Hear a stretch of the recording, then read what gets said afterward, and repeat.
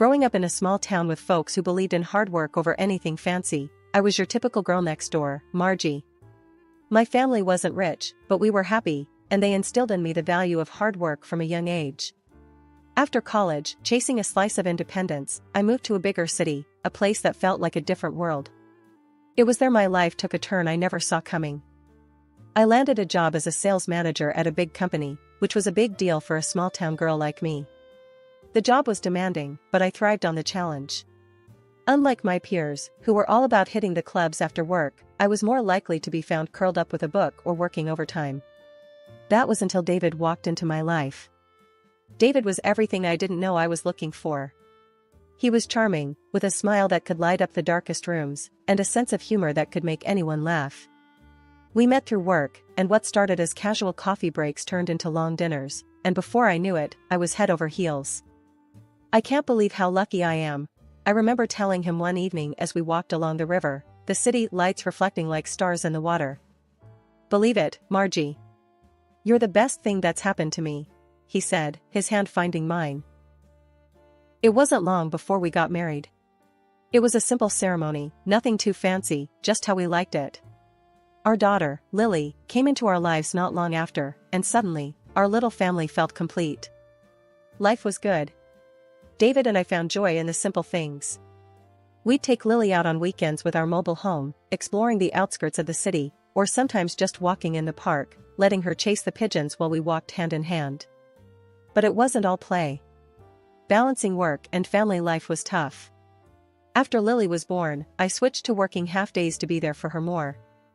David was supportive, always saying, "Do what you need to, babe. We'll make it work." And we did. We were a team, tackling household chores together, making meals, and taking care of Lily. David's parents were a big help too.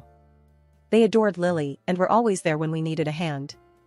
"You two are doing great," David's mom would often say. "It's not easy, but you're making it look like it is." It felt like we had everything figured out. But life has a way of throwing curveballs when you least expect it. One evening, as we were cleaning up after dinner, David mentioned working late more often. "The project's picking up steam. Gonna need to put in extra hours," he said, almost apologetically. I understood, or at least I tried to. "We'll manage. Just don't work yourself too hard," I replied, trying to keep the worry out of my voice. The shift was gradual, like the slow buildup of clouds before a storm, unnoticed until the downpour is upon you. David's late nights became more frequent, and the warmth that used to fill our home started to cool. I tried to shrug it off, telling myself it was just the stress of his job. But deep down, I knew something was off. Lily started asking more about her dad. "Why isn't Daddy home for dinner?" Her innocent questions were like punches to my gut. I did my best to soothe her. "Daddy's got to work, sweetie. He'll be home soon." But the soon stretched longer and longer. One day, I got held up at work, something I couldn't avoid. I called David, hoping he could pick up Lily from school. His reaction was like a slap across my face. "What do you mean you're stuck? Can't you see I'm swamped? Handle your own mess," he snapped over the phone, before hanging up. Tears stung my eyes, not just from his words, but from the shock of hearing him talk to me like that. I'd never seen this side of him. Panicking, I called his mom. "Hey, it's me. I'm in a bind. Can you grab Lily from school?" I asked, trying to keep my voice steady. "Of course, dear. Is everything all right with David?" she replied, concern evident in her voice. "Yeah, just work stuff." "Thanks, I owe you one," I managed, feeling a mix of relief and embarrassment. As days turned into weeks, David's detachment grew. He wasn't just absent physically, but emotionally too. Our home felt like a house with no life in it. I tried talking to him, reaching out, trying to bridge the gap that kept widening between us. "David, we need to talk. Whatever this is, it's not working. Lily misses you, I miss you," I said one night, mustering all the courage I had. He barely looked at me, his eyes glued to his phone. "What do you want from me, Margie?" "I'm here, aren't I? Just tired, that's all," he muttered, his tone dismissive. "But that's just it, you're here but not really. You don't talk to us, to me. What's going on?" I pressed, desperate for any crumb of affection or concern. Nothing's going on. Drop it, he snapped, standing up to leave the room. His indifference was a bitter pill to swallow. I lay awake that night, listening to the silence of our home, a stark contrast to the laughter and love that used to fill it. The change in David wasn't just hurting me, it was affecting Lily too. She became quieter, her bright spark dimming with each day her father pushed us away. It wasn't just the emotional distance, David stopped helping around the house altogether. Tasks we used to share now fell squarely on my shoulders. I felt like a single parent. Why doesn't Daddy play with me anymore? Lily's voice broke through my thoughts one evening as I washed the dishes. I turned to her, forcing a smile. Daddy's just busy, honey. But we can play, what do you say? Your choice of game, I offered, trying to mask the ache in my heart. She nodded, a small smile on her lips, but her eyes were searching, looking for the father she adored and missed. The divide between us grew, and with it, my loneliness. I turned to David's parents for support, spending more time at their place just to feel some connection to the man I married. They noticed the change too, but were at a loss on how to help. It's just a rough patch, dear. Every marriage has them. David's mom tried to reassure me, but her eyes told a different story, one filled with concern and uncertainty. As the days passed, the silence in our home grew louder, a stark reminder of the rift between David and me. I clung to the hope that maybe, just maybe, things could go back to how they were. In a desperate attempt to break through the ice that had formed around us, I planned a surprise. I bought tickets to a local music show, thinking it could reignite the spark we once had. The moment I told David about the surprise, his reaction was far from what I had hoped for. A music show? Seriously, Margie? You know I'm swamped with work. I don't have time for this, he said, barely looking up from his laptop. But it's been ages since we did something as a family. Lily would love it, and I thought it could be a nice break for us, together, I replied, trying to keep my voice steady despite the hurt his words caused. Great, another thing to add to my never-ending to-do list. Thanks, but I'll pass.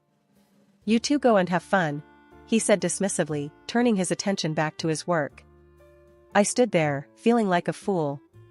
The rejection stung, not just because he didn't want to go, but because it felt like he didn't want to spend time with us at all. Lily, sensing the tension, came over and tugged at my hand.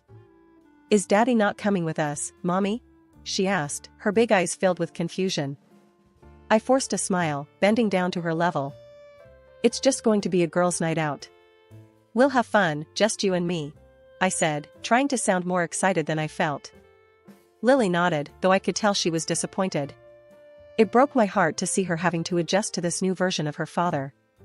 As David's absences became more frequent, I found myself fighting a lonely battle to keep our family together. He started leaving for the entire weekend, claiming work demanded it. Another weekend? David, this is getting ridiculous. You're never home anymore.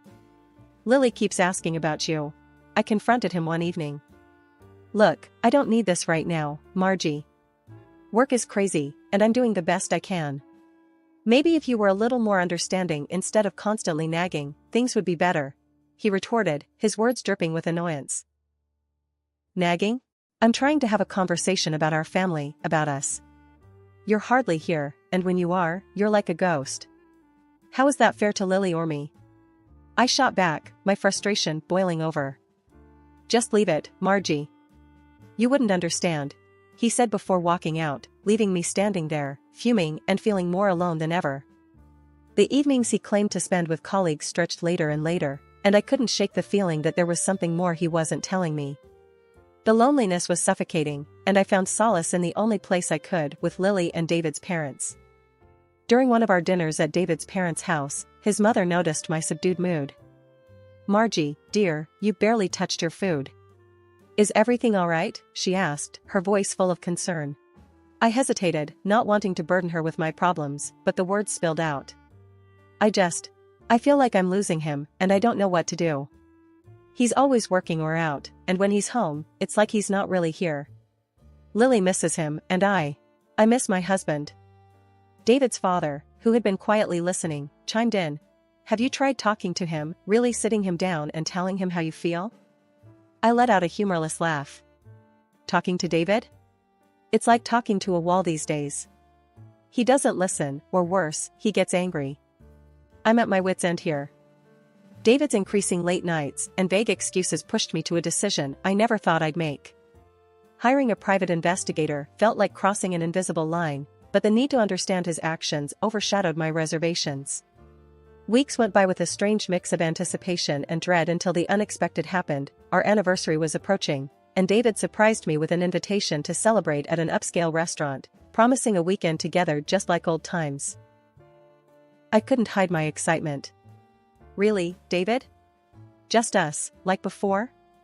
I asked, hardly believing the shift in his attitude. Yeah, thought it'd be nice. A break from all the craziness, he replied, his tone casual, almost nonchalant. With renewed hope, I arranged for David's parents to look after Lily, sharing my joyous news. The day arrived with a mix of nerves and excitement. The restaurant was as beautiful as promised, creating a backdrop that felt like a step into our past, a reminder of better days. David was already there, waiting. His gesture of offering me a glass of wine took me by surprise. Come on, let's celebrate. Just this once, he urged when he saw my hesitation. I laughed, a bit uneasy. You know I'm not much for drinking, but okay, just this once, I agreed, wanting to make the most of this rare moment between us. The evening was a blur of wine and toasts. David kept filling my glass, each time insisting, to us. It felt like a dream, our problems momentarily washed away by the ambience and alcohol. But as the night wore on, I felt increasingly unwell, a heaviness dragging me down into a drowsy haze. David, I don't feel so good.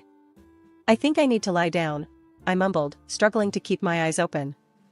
Don't worry, I got you. Let's get you home, he said, his voice distant as he helped me into the car. The world outside the car window slipped into darkness as I fell into a troubled sleep, only to be jolted awake by a sudden stop. The air was cold, and I was barely conscious when David dragged me out of the car and onto a bench. Through the fog of my mind, I heard his words, sharp and clear, cutting deeper than any knife. You're just so tiring, Margie. Always there, always expecting so much. I can't do this anymore. His words were a cruel echo in the darkness as I tried to process them, but my body wouldn't cooperate. The world spun, and I felt myself slipping away, his voice the last thing I clung to before darkness claimed me completely. Waking up in the clinic was like trying to piece together a puzzle with half the pieces missing. The pounding in my head matched the confusion swirling through my mind. There, beside me, stood my mother-in-law, her face etched with worry. You're awake, thank God, she sighed, a hand clutching her heart. We found you in a bad part of town, no bag, no ID, nothing. What on earth happened? I tried to sit up, the effort sending waves of nausea through me. I was with David. We had dinner for our anniversary. He said he'd take me home. I managed, the words sounding hollow even to me. Her brows knitted in confusion. But that can't be. David's been out of town. He called yesterday to check on Lily. Said he was sorry he couldn't be here. That didn't make any sense. My head spun not just from the pain but from the stark disbelief. But he was there, we had dinner, I trailed off, the reality sinking in. My own husband's actions were a mystery, his alibi a lie. The worry in her eyes deepened. Let's get you home. We can sort this out later. How's Lily? That was the first coherent thought I had. My daughter, my little girl, was she okay? She's fine, dear. Been asking for you. Let's get you better so you can see her, she reassured me, helping me to my feet. The days that followed were a blur of rest and whispered conversations. I stayed with my mother-in-law, the atmosphere charged with unasked questions. Once I felt stronger, I knew what I had to do. I called the detective I had hired weeks ago, the one I hoped would shed light on David's mysterious behavior. Margie, I have the report. We need to meet. The detective's voice was grave over the phone, promising answers I wasn't sure I was ready for. I met him at a quiet cafe, the envelope he handed me felt like it weighed a ton. What's in here? My voice was barely a whisper, fear and anticipation battling within me. Take your time with it. It's a lot to process, he cautioned, his eyes not hiding his concern. Back at my mother-in-law's house, I braced myself for the worst. The envelope contained photos, receipts, a detailed account of David's comings and goings, evidence of a life I was not a part of, a betrayal laid bare on paper. My hands shook as I absorbed every word, every image. This was the proof of the lie my marriage had become. The man I thought I knew, the life I thought we had built together, it was all a facade. As I drove to the address the detective had given me, my mind was a whirlwind of emotions. Anger, betrayal, but above all, a fierce determination to confront the truth. The evening air felt heavy as I parked outside the nondescript apartment building. With each step towards the door, my resolve hardened. The door was surprisingly unlocked, a foreboding welcome to the scene I was about to witness. Inside, I found them, David and his brightly haired mistress, lounging as if they owned the world. The shock on David's face upon seeing me was almost satisfying, almost enough to dull the sharp edge of betrayal. "So this is the hard work that's been keeping you busy every night, huh?" I couldn't keep the bitterness from my voice, nor did I want to. The woman, with her pink hair and bright suit, just smirked at me, arrogance dripping from every pore. "You shouldn't have come here. It would have been easier for you to just disappear," she sneered, making my blood boil. I turned to David, my heart aching with the betrayal. "How could you do this? To me, to us?" I demanded, though a part of me doubted any answer could ease the pain. She laughed, a sound so cold it sent shivers down my spine. "Because you've been in the way of our happiness. We've wanted you gone for a long time," she said, her cruelty cutting deep. But I wasn't there to break. I stood my ground, my voice steady despite the turmoil inside. "I know all about your plans. I'm not here to beg or cry. I've seen the evidence. I know about the poison, and the police do too." I revealed the evidence I had gathered, the blood tests showing the presence of psychotropic substances, the detailed report from the detective outlining David's betrayals, and the video evidence collected by the police that incontrovertibly showed David's attempts to harm me. Their faces fell, but it was the mistress who recovered first. "You can't prove a thing. You're out of your depth," she hissed, but her bravado couldn't mask the fear in her eyes. I pulled out my phone, showing them the recordings of their plotting, their plans to get rid of me. "It's all here. The police have everything they need. And there's more, much more." David tried to speak, but the woman cut him off, still playing the queen of denial. "You think this is over? You think you've won?" she spat, but her words were desperate, the threats empty. I faced them both, my heart heavy but my conscience clear. This was never about winning or losing. It's about justice. For me, for anyone you might have tried to hurt after me. You won't get away with it. As I left, their stunned silence was a cold comfort. The night air felt sharper, somehow, as I stepped outside, but I walked away with my head held high. I had confronted the darkest part of my life head-on, not with violence or anger, but with the truth. The courtroom was charged with tension, every eye fixed on the drama unfolding. It was the day of reckoning for David and his mistress, the day their fates would be sealed by the weight of their own deceit. Despite their defiant denials, the evidence spoke louder than their lies. As the prosecutor laid out the evidence, it was like reliving the nightmare all over again. First came the restaurant's security footage, a silent witness to David slipping something into my glass, a betrayal captured in grainy clarity. Then, the city's cameras painted a damning trail, showing David abandoning me in a place no one should ever be alone at night. The final nail in the coffin was the medical reports, undeniable proof of the toxins coursing through my veins, a sinister attempt on my life. David and his mistress sat side by side, a united front in their guilt.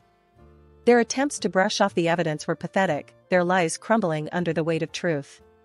"It's all a misunderstanding," David tried to argue, his voice lacking any conviction. The mistress chimed in, her arrogance undimmed. "That evidence could have been doctored. You have no proof it was us," she sneered, trying to sound confident. But the evidence was irrefutable. The videos, the tests, the detective's thorough investigation, it all pointed to one undeniable conclusion. They were guilty, and justice was about to be served. The judge's gavel was a sound of finality. "Based on the overwhelming evidence presented, this court finds the defendants guilty as charged," the judge declared, his voice echoing through the silent courtroom. And then, the financial compensation, it wasn't about the money, not really. It was about accountability, about making them pay in some small way for the havoc they wreaked on my life and my daughter's. Life now is a stark contrast to those shadowed days. My daughter and I have found peace, a new beginning forged from the ashes of our past. Our home is filled with laughter and love, a safe haven that once seemed impossible to reclaim. We did it, Mommy. My daughter's words are a balm to my soul, her smile the brightest light in my life. Yes, we did, sweetheart. We're going to be just fine, I assure her, and in my heart, I know it's true. The journey was long and fraught with pain, but standing here now, with my daughter by my side, I'm reminded of the strength and resilience that lies within us. We've weathered the storm and emerged stronger, ready to face the future with hope and courage. David's parents, once figures I respected and admired, showed their true colors in the aftermath. They were devastated by their son's actions, heartbroken by the betrayal and harm he caused. The day they decided to cut ties with him and rewrite their will, leaving everything to Lily, my daughter, was a day I'll never forget. I remember sitting down with them, the air thick with a mix of sorrow and determination. We can't undo what David did, but we want to make sure Lily is taken care of, they said, their voices steady but filled with an underlying pain. I was taken aback, not just by their generosity, but by their resolve. I don't know what to say. Lily, she'll have a future now, thanks to you. I managed, my voice choked with emotion. It's what's right. She's our granddaughter, and we love her. We want to make sure she knows she's not defined by her father's mistakes, they replied, a firmness in their tone that left no room for argument. Life since then has been a series of adjustments, of finding our footing in this new reality. I went back to work full-time, diving into my role with a renewed sense of purpose. Balancing work and being a single mom to Lily hasn't been easy, but it's been our life, and it's been good. My mother-in-law, bless her soul, has been a godsend. She stepped up in ways I couldn't have imagined, becoming not just a caregiver for Lily but a pillar of strength for me. Our bond, forged in the fires of family drama, has become unbreakable. Lily's lucky to have you, you know. We both are, I told her one evening as we shared a quiet cup of tea after putting Lily to bed. She waved me off, her usual modest self. Nonsense. I'm just doing what any grandmother would. Besides, seeing you two happy is all the thanks I need.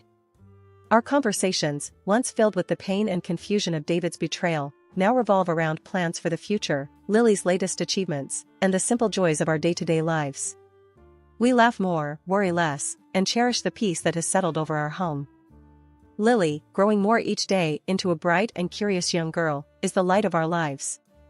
She knows she is loved, cherished, and supported, not just by me, but by the extended family that rallied around her. Mommy, when I grow up, I want to be strong like you, Lily said to me one night, her words filling my heart with warmth. You already are, my love. You're the strongest person I know, I replied, tucking her in, a sense of contentment settling over me.